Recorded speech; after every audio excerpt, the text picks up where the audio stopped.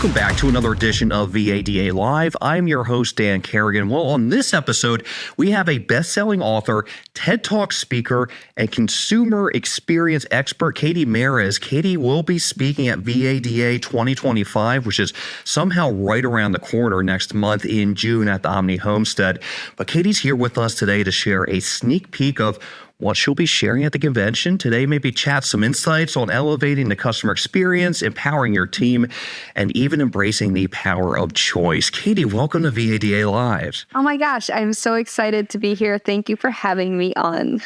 Oh, that's so great, Katie. We love when our guests are excited to join. Really, we are. And we try to make this just an awesome conversation just to learn more and get some information that dealers can use. And maybe just to start one thing just about you and your journey and what you share is very personal. How does that shape the messages you're sharing today?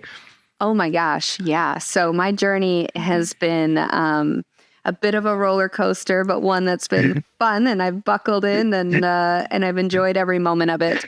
But yes, as a domestic abuse survivor, I have had to climb my way out of the despicable. It's something that no woman, no human, man or woman, should ever have to experience. Unfortunately, 1 in 4 women do experience it, and 1 woman every 9 seconds actually experiences physical violence from her intimate partner.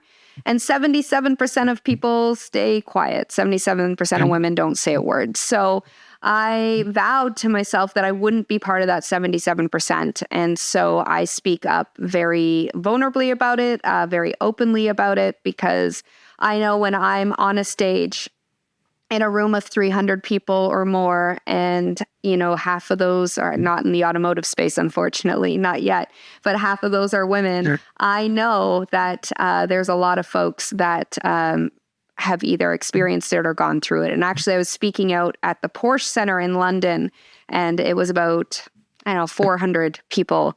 And the stage is in the middle of all of these beautiful vehicles. And I say, everyone who's climbed Mount Everest, stand up.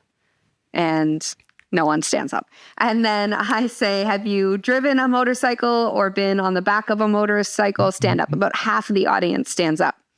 And then I broach the question of, have you experienced, or do you know somebody that's experienced abuse? And the entire room stood up.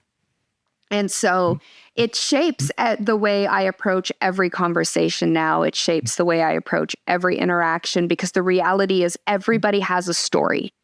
Everybody has a story. And unfortunately, we get so busy being busy, life be lifing, and we don't bother to read those stories. We don't bother to step back and take a moment to actually be present with the person that's in front of us. And when it comes to the customer experience, it's all about being present. Mm-hmm. It's all about knowing their story. It's all about picking up those golden nuggets that they drop to be able to personalize and intentionally deliver an experience that's for them. And so everything I've been through up until now has just given me a bigger heart and more capacity to give love, show love, and help this particularly male-dominated space have that capacity for compassion, because that's really where it's at. From the leadership perspective, Katie, too, I know sometimes the concept of authenticity may not come organically, or when you think you're shaping your leadership voice, it's how much of myself do I put in this? Or is executive presence something that needs to override something that's authentically me and candid? That's something I go through just in an ongoing leadership journey of how forward am I with myself and talking just about just things personally. Is there anything you recommend to someone in various stages of their leadership journey and career to perhaps embrace you in a world where authenticity is so important, and even having a platform to share things you've been through matters in awareness? Yeah, I think there's a difference between being authentic and being dramatic. I think there's a difference between showing up as a heart-centered human and showing up as somebody who likes to gossip about other people. Authenticity can be misconstrued for just saying what's on your mind. That's not being authentic. That's, dabbling in drama, and that creates not a great atmosphere to work in or to be that leader that leads in that way, because it diminishes trust. But when you show up authentically, and meaning, who you are from, and not a victim mindset where, oh, my life is so hard. I'm always busy. We all are. I don't mean like that, but talk about what you do outside of work. Talk about how much you love your family. Talk about the fact that you, like I share this story all the time with my daughters. I have a chalk mirror marker, and every night when they go to bed, I erase the night before, but I write a positive I am statement on their mirror. So when they get up in the morning, they're seeing incredible things about themselves and how much their mom loves them. And I do it for my son as well. So sharing authentically who you are in that way actually is beneficial to the human that you're speaking to, because I could even see it in your eyes. You're like, maybe I should try something like that. Like I could see the light bulb go off. And so by being authentically yourself, you're actually giving the person you're speaking to, interacting with, or leading the ability to think bigger, possibly see something different, and know that you're human, that it makes it okay for them to be human. It's amazing. Katie was actually reading something the other week about you mentioned having that positive mindset and just saying something nice to your daughter. And sometimes we often forget in a busy workday to be kind to yourself internally and have that positive internal self-talk. Yes, it's so important. I mean, I have this saying, what I see is up to me. And so the way you see your world is the way you experience it. So from even just a leadership perspective, the way you show up and think about yourself in the morning is the way you're going to show up for everyone else. It's going to be the way they see you. The way you lead your team, if you're always looking at the negatives, then your team is going to find the negatives. You will find what you seek. And so having those positive conversations internally, but also praising the people around you, so that they are out looking for good and they're actioning good rather than focusing on the negative. And I'm sure that's something that's really important when you talk about sales teams and customer service, and having that really, say, not ramification, but have that cascade of positivity, if you will, which, speaking of just the automotive space, it's competitive. That goes without saying. We know that, but especially when it comes to that customer service, what are dealers really still getting wrong about creating that 5-star experience that everyone is trying to attain at this point? They think it's so, okay, creating a 5-star experience. It is a consistent experience, is about systems and processes. You need your training, you need your brand experience playbook, you need your non-negotiable standards, you need a proper onboarding, you need an employee journey. Like, you do need your systems and processes. But within those systems and processes, what you should be preaching is about serving others and being a kind human, not a nice human, but a kind human. And I think that's where we drop the ball a lot, is we don't like to talk about feelings. Again, we get busy being busy. We come up with excuses as to why we can't be that way. And then we focus on the transaction. And that's being nice. Nice is an attitude. It's I have to be here, versus kind is I get to be here, and it is an action. And so if you focus your systems and processes around the human you're serving, and you focus it on showing up in a light where you get to be here and you get to serve that person and you get to action, intentional, personalized, kind experiences, that's really the differentiator. We unfortunately in the automotive space think we overcomplicate things. We think that we have to have all the bells and whistles, that we have to have all these fancy AI tools. And the reality is we don't. You're humans serving humans. And at the end of the day, your human that's walking through that door has chosen you. And the only differentiator between you and your competition is you and how you show up. So while the systems and processes are important for training and keeping consistent, I'd beg to, how are you hiring? What are you hiring based off of? Are you hiring a human that shows up in compassion, that has empathy, and naturally wants to show up with the I get to attitude versus the I have to attitude? That makes your systems and processes come to life in the best way if you do it that way. And you mentioned customers walking through the door, Katie, many whom are female customers. And you had mentioned your book, Customer Experience. It focuses on that. How can dealers ensure that they're getting that right? Oh gosh, they have to learn about the other sex. I mean, period. At the end of the day, so there's nothing wrong with man or woman. Man is, men are from Mars, women are from Venus. That is very much a true statement, and we're just physiologically different, and there's nothing wrong with that. It's learning the physiological differences between our brains and what makes us different that allows us to then shape the experience that speaks to her. And doesn't really matter which way you slice the cake. She is the chief purchasing officer of the household. She is the world's most influential consumer. By 2028, she's going to control 75% of the world's discretionary income. So if you are not hiring a workforce that matches your customer base and you are not creating the systems and processes that provides an experience that speaks to her, then you're going to lose, because she is the one making that decision. And not just in sales, but in service as well. So it has been said that 65 to 70% of all ROs are decided upon by a woman. And so that experience and the experience you provide and the understanding of what makes her happy is so important.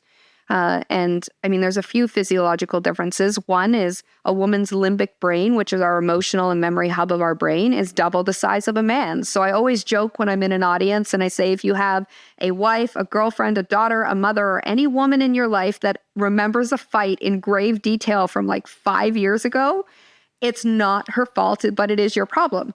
So it's just how we're physiologically built. It doesn't make men wrong or women more superior than men. It's just how we're built. We care deeply. We remember in detail. We communicate with both sides of our brain. So we actually have more neural pathways connecting the two hemispheres of our brain. We have more gray matter that goes between. So we are able to compute more complex ideas and come up with more sound decisions and make better choices, where a man only communicates with one side of his brain, logic. So women communicate with logic and creativity.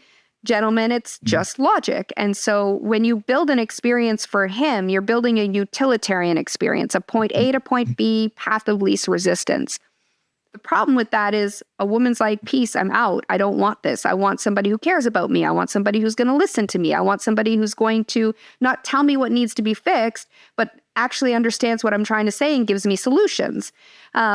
So if you cast your experience net wide enough to capture the world's most influential consumer, being the woman, you get to keep both consumers.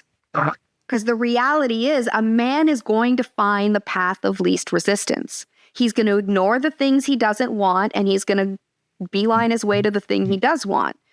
A woman, if it doesn't feel right, she's out. So make it feel good, create an experience for her, and keep both. Build it for him, and you lose your future pipeline. Appreciate that insight, Katie. And we say on just about every segment on VADA Live, we love examples. So if you don't mind it just entertaining just a thought here or a concept of, if you were to, with your just expertise and what you shared, when you walk into an auto dealership to perhaps that next car, whether that's happening soon or not, what do you look for? What sticks out to you just with your specialized area and in your auto buying experience? What are those priorities as soon as you walk through the door? Yeah. So, I mean, it's everything. It's from the lighting to the smell of the dealership, to the layout of the dealership, the temperature. So all of that. So a woman wants a hedonic experience, which is an experience of the senses. And so all of that right off the bat is super important. And actually, I would say it starts before the dealership door. So it's how easy is it to navigate the parking lot? Are there signs? Is it well lit? Does it feel safe? Is a woman shopping at night, at 7, 8 p.m. at night and it's dark, is it lit up enough? Does she feel safe? is there appropriate parking, especially if she has children with her, or a woman always carries a ton of bags. So, is it close enough to the dealership where she can get out easily and need to come back to her car if she needs to? Or is there somebody that's going to run out and help her open that door and help her with her bags, that kind of thing. So it starts before she even gets into the dealership. And then the greet is everything. So the greet is like the book, the greet and the lasting impression, the bookends of the experience. You can get some stuff wrong along the way, but those two really do set the tone. And that lasting impression leaves the tone with her as she leaves. But what does the greet look like? 9 times out of 10, a woman is not coming into a dealership by herself, because the expectation is that y'all don't know how to serve women, and we're going to be berated, and we're not going to be taken seriously. And this is just, what the perception of the industry is. That's a generalized perception, but that is what it is. And so she'll come in with a man or with a friend. And if she comes in with a man, who are you greeting? Are you greeting them both, or are you greeting him first? Right there, right off the bat. Are you giving her the respect she deserves? Just from a hello. Wow. That's amazing. And even to think about that interaction and how important that is to make that. You talk about the importance of lasting impressions. And from everything you presented, it would essentially be the female you're addressing first within the engagement. How much does that absolutely matter to get that first element right? It's imperative. It sets the tone for the entire interaction. So if I'm, and this is what got me into the car industry, was a series of awful car buying experiences. I was treated like I had no money. I couldn't give my money away. Like I was asked, is your husband coming? Is your dad, coming? Do you make enough money? Like I had to go through 7 dealerships before I actually found a brand. And it wasn't the brand I wanted to buy, by the way. I literally couldn't, but I couldn't give my money away, but they treated me well. So I ended up buying there. But that is what got me into the automotive space. But the first impression is going to have her back against the wall or have her relaxed and open to be able to receive the information. So it's imperative. If you greet him and she's an afterthought, she's not going to hear a word you're saying through all of it. And the reality is she's done all the research. She knows what she wants. She knows the make, she knows the model, she knows the trim level. She's probably gone on and knows the financing rate and the leasing rate. She knows the options she wants. She's done her research online. So the only thing left for you to do is to create a relationship. That's the other pivot from a customer experience perspective. You're no longer selling, you're creating relationships because your customer has already sold themselves. If you see me nodding, Katie, I've recently had a car buying experience just weeks ago with my wife, and it went exactly as that, where she had done her research, knew the trim, and additionally, she is a CPA by trade as well from the finance side of things. So it's actually amazing. Listeners, if you see me nodding, it's, oh my gosh, that was the experience and that we had gone through with, and she was acknowledged immediately as this is her car buying, and I'm along for the ride, literally and proverbially. Want to get to the convention, Katie. And as far as your message to dealers, can you offer us a preview of what that would look like? What can we expect? We're all excited for VADA 2025. I can't wait. I'm so excited. So I have a new book coming out called More Women, More Money. Every man that hears that title says, I think more women cost me more money. We laugh. But the reality is she's spending that money. So it's more money for you in the business. But this new book that's coming out focuses on why hiring more women will actually increase your top line revenue and how to attract, hire, and retain top female talent. And so I will go through the physiological differences between men and women. I will present why having a more gender balanced team will actually help you thrive and make you more money. And I'll break down the steps of the employee journey that from a woman's point of view. So what does she want? How does she want to see that job ad? What will get her to apply? What does that journey look like through her lens? What type of community and culture do you need to uphold? What type of touch points do you need to have?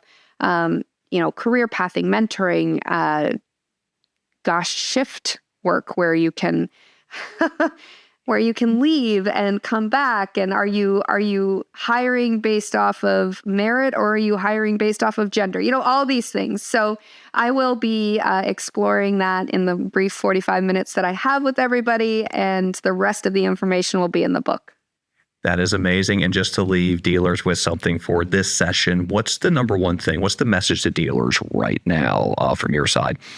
Whether it is the external customer or the internal customer being the employee, it is time to put women at the forefront of your business strategy. It's not just a checklist. I'm not talking about equity and inclusion. I'm talking about the fact that having a gender balanced team will make you more money. So because more women means more money, because it means more women. Mm-hmm. Women want to do business with places where they see themselves in. And the more women you have, the more women and men, by the way, that will trust you.